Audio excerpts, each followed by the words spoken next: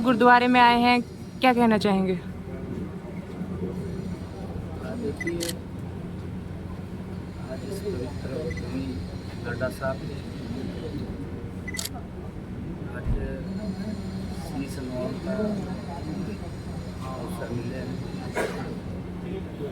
मैं प्रदेश के लोगों जो उत्तम व्यवस्था दे रही गुरु के चरणा विच अरदास की है।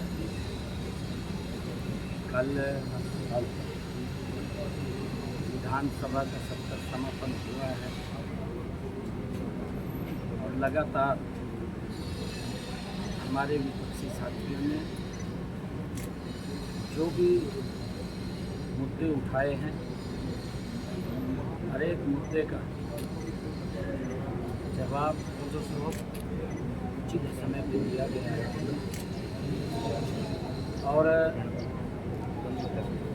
विधानसभा ने सर्वसम्मत महान सदन ने गुरु तेग बहादुर जी के 350वें वर्ष के शहीदी दिवस के अवसर पर पूरे प्रदेश में बहुत ही भव्य तरीके से मनानदार पूरी विधानसभा ने रेजोल्यूशन पास किया है और आज मुझे गुरु के चरणों में शीश नवाने का अवसर मिला है। मैं सर, बात की जाए हिमाचल, जम्मू कश्मीर और पंजाब में कई जगहों पर बाढ़ आ चुकी है, तो हरियाणा के लिए भी कोई इंस्ट्रक्शन जारी की गई है? देखिए, क्योंकि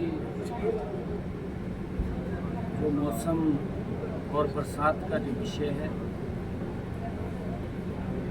जो हमारा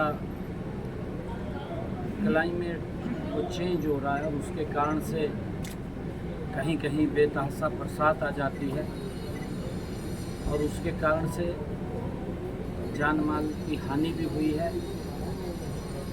परमपिता परमात्मा से प्रार्थना करता हूँ कि उन सब दिवंगत आत्माओं को जिन्होंने अपनों को खोया है या जो परमपिता परमात्मा के चरणों में विराजमान हुए हैं, मैं गुरु के चरणों में प्रार्थना करता हूँ कि उन सभी ने अपने चरणावित निवास बख्शी और परिवार में जो दुख हुआ है उस दुख को सहन कर सकते।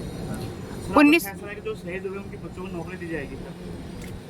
देखिए, गुरु तेग बहादुर जी का 350वां शहीदी वर्ष हम मना रहे हैं और हमने ये निर्णय किया है, देश के प्रधानमंत्री आदरणीय मोदी जी जब से सत्ता में आए हैं, पहली बार कि इतना बड़ा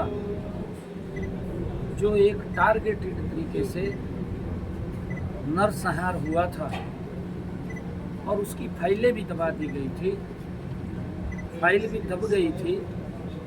आदरणीय मोदी जी ने उस फाइल को निकाल करके जो दोषी व्यक्ति है उसको सलाखों के पीछे पहुंचाने का काम आदरणीय मोदी जी ने किया है और जो 84 दंगों की वो हमारे पीड़ित लोग हैं, उन सब के लिए हमने हरियाणा में भी जो ऐसे परिवार हैं जिनके बिजनेस खराब हुए हैं या जिनके परिवार से मुखिया कमाने वाला था वही चला गया और परिवार के ऊपर दुखों का पहाड़ टूट गया, तो हमने निर्णय किया है कि ऐसे परिवारों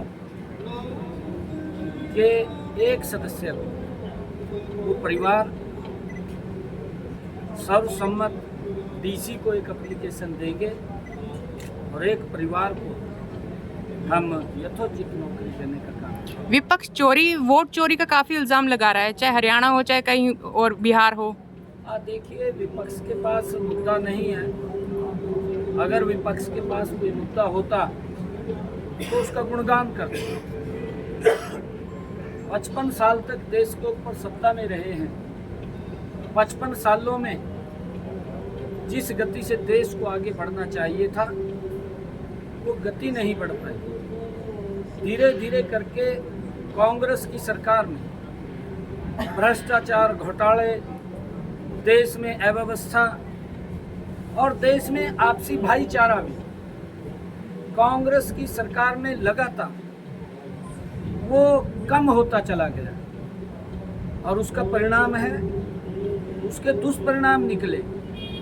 आदरणीय मोदी जी के नेतृत्व में एक भारत श्रेष्ठ भारत आदरणीय मोदी जी ने कहा, उसका परिणाम है हमारा चाहे नॉर्थ ईस्ट हो और चाहे हमारा ये उत्तर भारत हो और चाहे दक्षिणी भारत हो, समान रूप से पूरे देश का समान विकास आदरणीय मोदी जी के नेतृत्व में हो रहा है।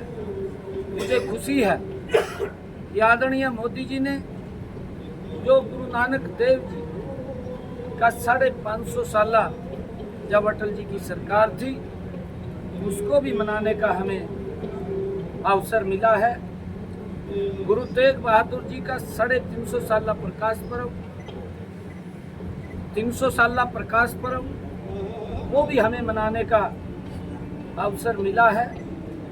गुरु गोविंद सिंह जी का प्रकाश पर्व, वो भी हमें मनाने को मिला है। और जिस स्थल के ऊपर गुरु नानक देव जी रहे हैं, नानकपुरा साहिब, जो गुरदासपुर से सीधा कॉरिडोर, उस स्थल को जोड़ने का काम भी आदरणीय मोदी जी ने किया है। निरंतर ये सरकार हमारे गुरुओं की जो शिक्षाएं उन्होंने हमें दी हैं, जो रास्ता हमारे गुरुओं ने हमें दिखाया है, निरंतर उसको आगे बढ़ाने का काम आदरणीय मोदी जी और हमारी डबल इंजन की सरकारें कर रही हैं।